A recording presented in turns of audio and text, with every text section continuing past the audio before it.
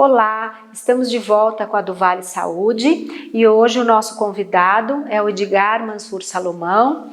Eu queria agradecê-lo por ter aceito o nosso convite e gostaria que você se apresentasse.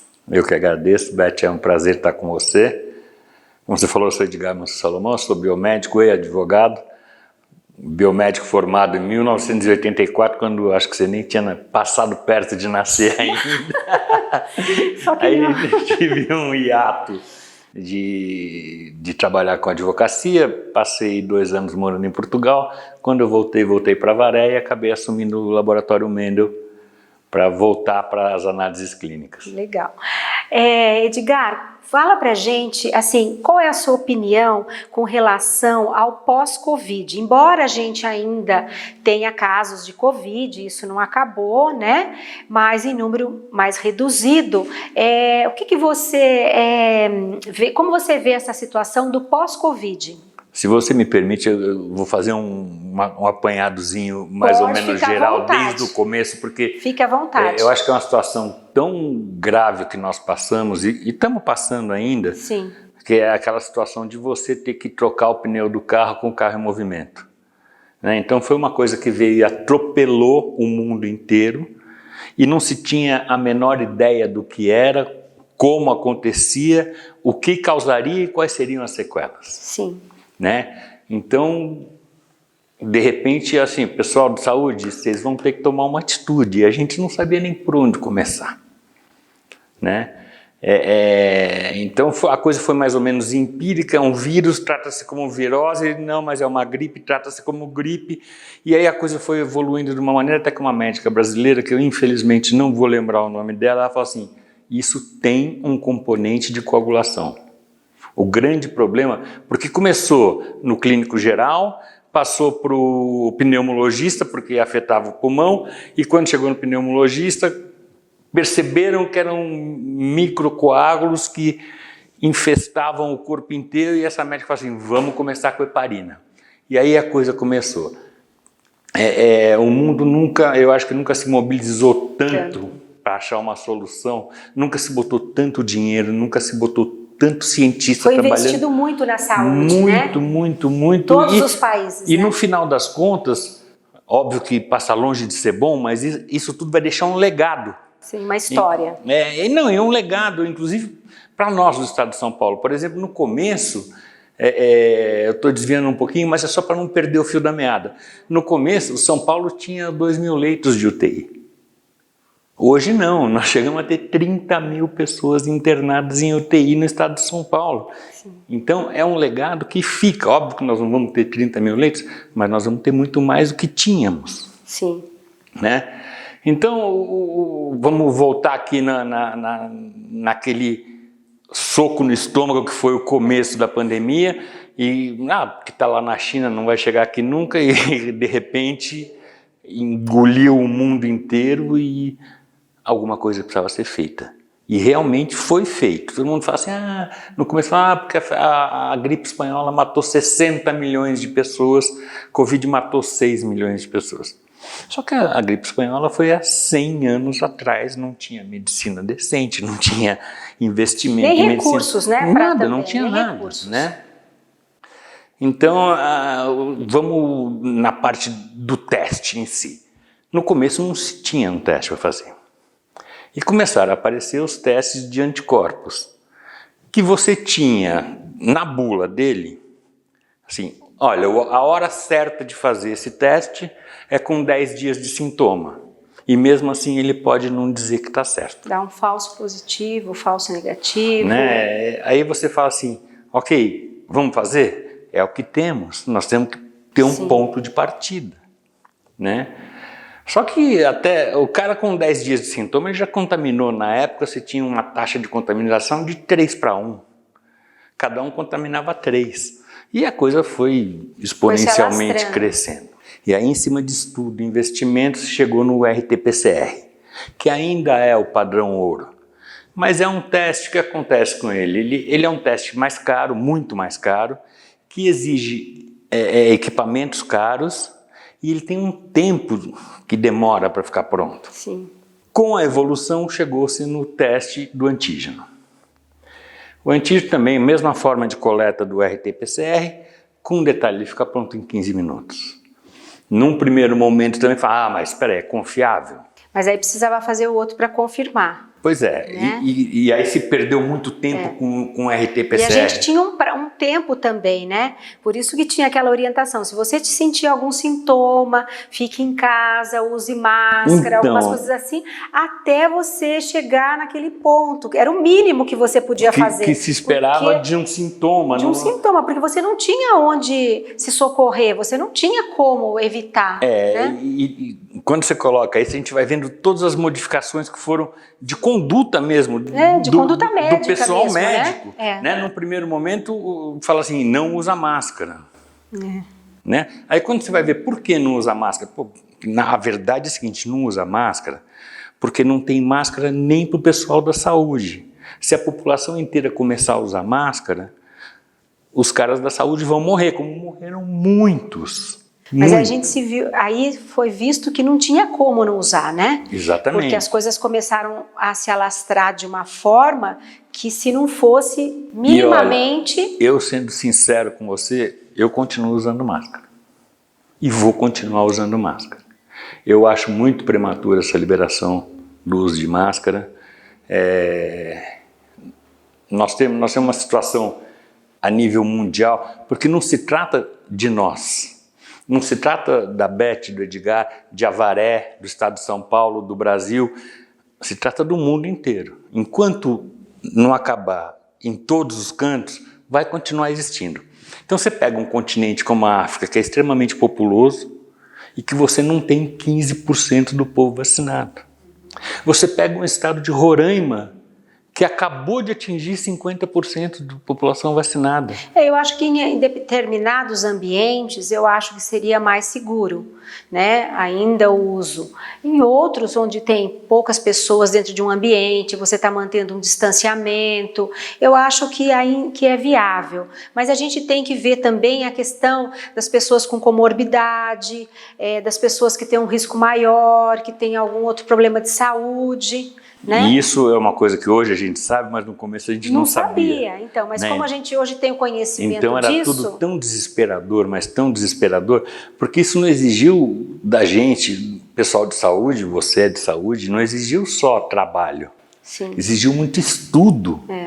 Né? E sempre vinha, né? Alterando, a gente recebia resoluções, olha, a gente agora ouvia, tem que fazer olha, isso. lá na África do Sul descobriram isso aqui, agora lá... E você vai, estuda e você tem que fazer um juízo daquilo, faz sentido isso ou não faz sentido? Porque tanta coisa sem sentido foi dita e a gente desesperadamente acabou acreditando ou não, se apegando numa esperança, isso pode ser que dê certo. Mas tem alguma evidência? Não, não tem, mas pode ser que dê certo. Edgar, com relação à vacina, a imunidade que a vacina traz, o que você pensa sobre essa questão das vacinas?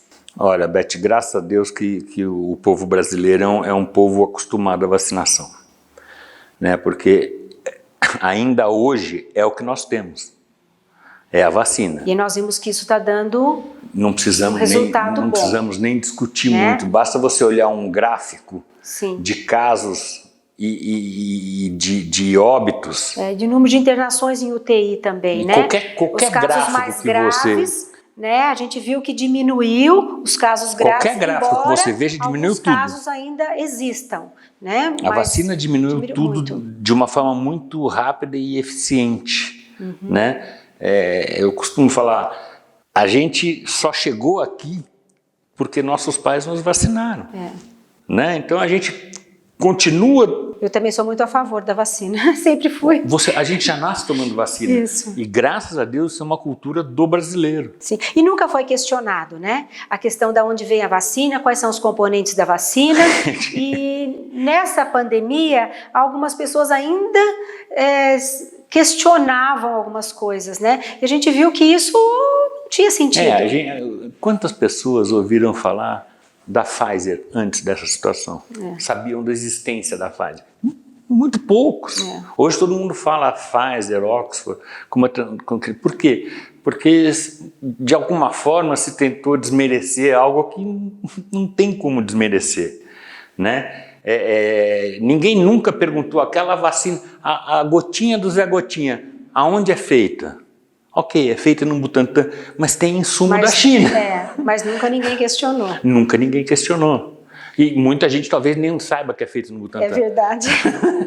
Então, com relação agora, desde o dia 21 de março, o Comitê Estadual, né, de São Paulo, ele começou a colocar a 4ª dose já à disposição dos municípios, né? Com idosos a partir de 80 anos. Já foi para 70 dose, agora. Agora eles vão começar a baixar. Hoje já começou 70 anos na cidade de São Paulo. Ah, né? então. E aí eles vão trazer isso para os municípios, né?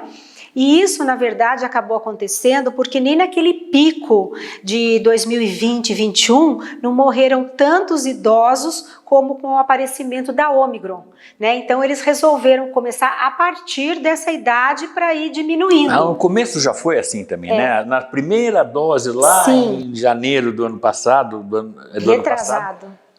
janeiro do ano retrasado,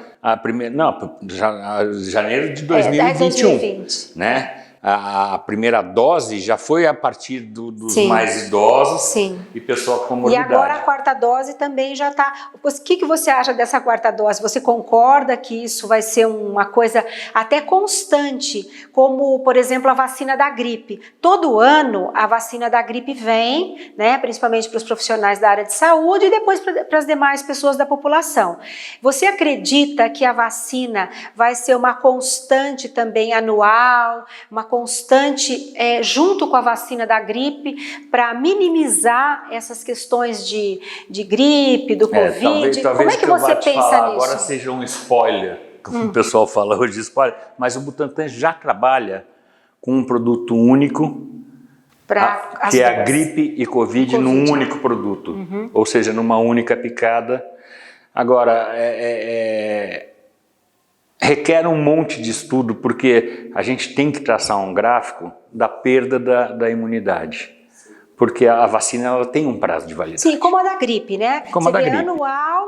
Anualmente vem a vacina da gripe. Só que a da gripe já está aí há décadas, né? No final de abril, começo de maio, às vezes mais no início um pouco de abril, dependendo da situação. Eu acredito que esse ano ela vai chegar um pouco antes, né? Até por conta de tudo isso que nós passamos. Mas é uma coisa assim, todo ano a gente tem que tomar. Eu costumo brincar com as pessoas que me perguntam, isso que você me perguntou, eu falo, olha, eu quero ter overdose de vacina. Vacina para mim é que nem insulina para diabético. Se tiver todo dia, eu tomo todo dia.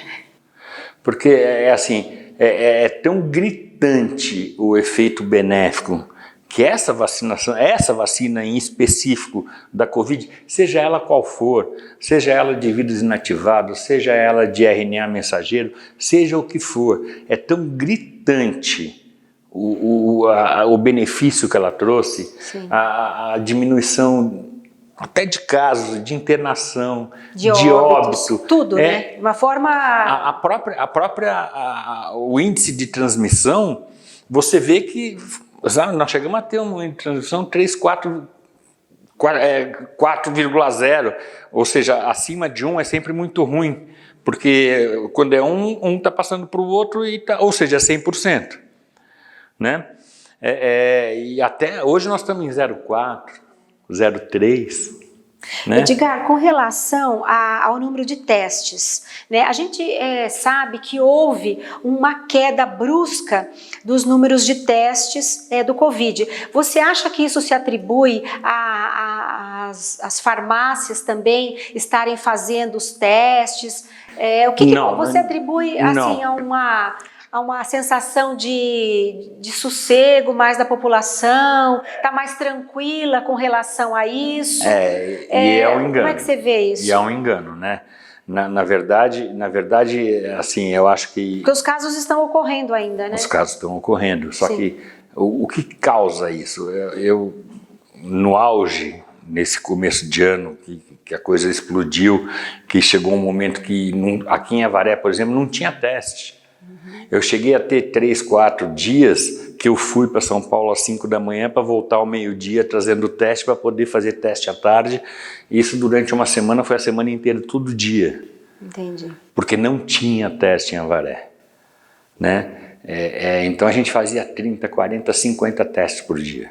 Hoje o que a gente faz são 3, 4 testes por semana. E não é dizer que a farmácia faz, que é o autoteste, que eu acho assim, super perigoso essa história do autoteste, mas isso se você quiser falar sobre isso depois a gente pode falar. Mas não é a questão do laboratório da farmácia, é a questão de um relaxamento perigosíssimo. Você junta um relaxamento da pessoa não testar com a abertura de você poder não usar máscara. Eu acho que é uma combinação meio bombástica, sabe? Eu acho assim, caiu o número de contaminados? Sim, obviamente caiu. Mas caiu tanto? Não se sabe porque não se testa. É verdade. Né? Então a gente não sabe. Qual foi a queda? Não sei. Porque eu fazia 30, 40, 50 testes por dia, hoje eu faço 3, 4 por semana, então eu não sei. Entendi. Né? Então é assim, coisas que deveriam ser mantidas. Testagem. E assim, é o governo que tem que fazer isso. Não é para você bater na porta do meu laboratório e falar, olha, eu vim fazer um teste. O governo tem que ter uma política de testagem. O municipal, o estadual, o federal, tem que ter uma política de testagem. Sim. Né? O passaporte da vacina, para mim, seria essencial. Respeito quem não queira tomar vacina, mas respeito também a empresa que não queira contratar alguém que não se vacinou. Entendi. Pessoal, nós vamos fazer um breve intervalo e voltaremos a seguir com mais informações com o Dr. Edgar. Muito obrigada.